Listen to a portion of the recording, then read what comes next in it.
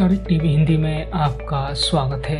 पिछले कुछ दिनों से अखबारों से लेकर आम आदमी तक जिस एक शब्द की खूब चर्चा हो रही है वो है जीडीपी। जीडीपी यानी ग्रॉस डोमेस्टिक किसी भी देश की आर्थिक सेहत को मापने का सबसे जरूरी पैमाना है। आपको बता दें कि चालू वित्त वर्ष की पहली तिमाही में देश की आर्थिक विकास दर घटकर महज 5% रह गई है, जो कि 6.5 साल का सबसे निचला स्तर है। पिछले वित्त वर्ष की अंतिम तिमाही में आर्थिक विकास दर 5.8% रही थी। जीडीपी किसी विकास अवधि के दौरान वस्तुओं और सेवाओं के उत्पादन की कुल कीमत है। भारत में जीडीपी के कारण हर तीसरे महीने यानी तिमाही आधार पर होती है। ध्यान देने वाली बात यह है कि उत्पादन या सेवाएं देश के भीतर ही होनी चाहिए।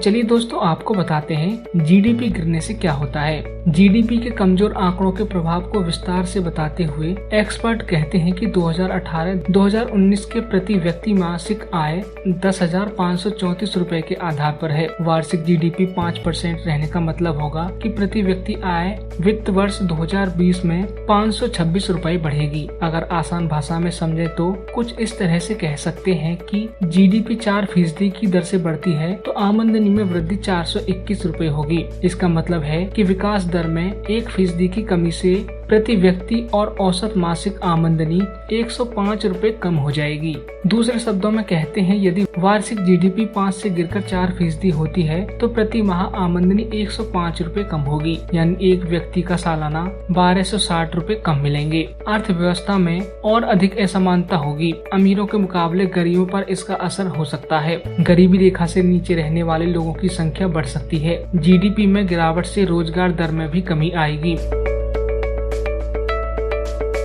चलिए दोस्तों, आपको बताते हैं किस आधार पर तय होती है भारत की जीडीपी। देश में एग्रीकल्चर, इंडस्ट्री और सर्विसेज यानी सेवा 3 प्रमुख घटक में जिनसे उत्पादन बढ़ने या घटने के औसत के आधार पर जीडीपी तय होती है। ये आंकड़ा देश की आर्थिक तरक्की का संकेत देता है। अगर आसान भाषा में कहें तो मतलब साफ है कि अगर जीडीपी का आंकड़ा बढ़ा है, आर्थिक विकास दर बढ़ी है। अगर ये पिछली तिमाही के मुकाबले कम होती है तो देश की माली हालत में गिरावट का रुख है। भारत में कौन जारी करता है जीडीपी के आंकड़े? सरकारी संस्था CSO ये आंकड़े जारी करती है। केंद्रीय सांख्यिकी कार्यालय यानी CSO देश भर से उत्पादन और सेवाओं के आंकड़े जुटाता है। इस प्रक्रिया में कई सूचकांक शामिल होते हैं, जिनमें मुख्य रूप से औद्योगिक उत्पादन सूचकांक यानी IIP और उपभोक्ता मूल्य सूचकांक यानी CPI है। दोस्तों चलिए आपको बताते हैं कि जीडीपी को समझने के लिए किन चीजों का समझना बेहद जरूरी है। अगर साल 2011 में देश में सिर्फ 100 रुपए की 3 वस्तुएं बनी तो कुल जीडीपी हुई 300 रुपए और 2017 तक आते आते इस वस्तु का उत्पादन 2 रह गया लेकिन कीमत हो गई 150 रुपए, तो नॉमिनल जीडीपी 300 रुपए हो गया।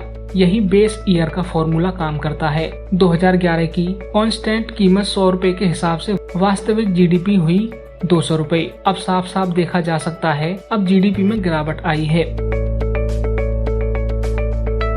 CSO विभिन्न केंद्रीय और राज्य एजेंसियों के समन्वय स्थापित कर आंकड़े एकत्र करता है। मसलन थोक मूल्य सूचकांक यानी WPI और उपभोक्ता मूल्य सूचकांक यानी CPI की गणना के लिए मैन्युफैक्चरिंग कृषि उत्पाद के आंकड़े उपभोक्ता मामलों का मंत्रालय जुटाता है। इस तरह IIP के आंकड़े वाणिज्य और उद्योग मंत्रालय के तहत आने वाला विभाग जुटाता है। CSO इन सभी आंकड़ों को इकट्ठा करता है, फिर गणना कर जीडीपी के आंकड़े जारी करता है। मुख्य तौर पर 8 औद्योगिक क्षेत्रों के आंकड़े जुटाए जाते हैं: कृषि, खनन, मैन्युफैक्चरिंग, बिजली, कंस्ट्रक्शन, व्यापार, रक्षा और अन्य सेवाएं।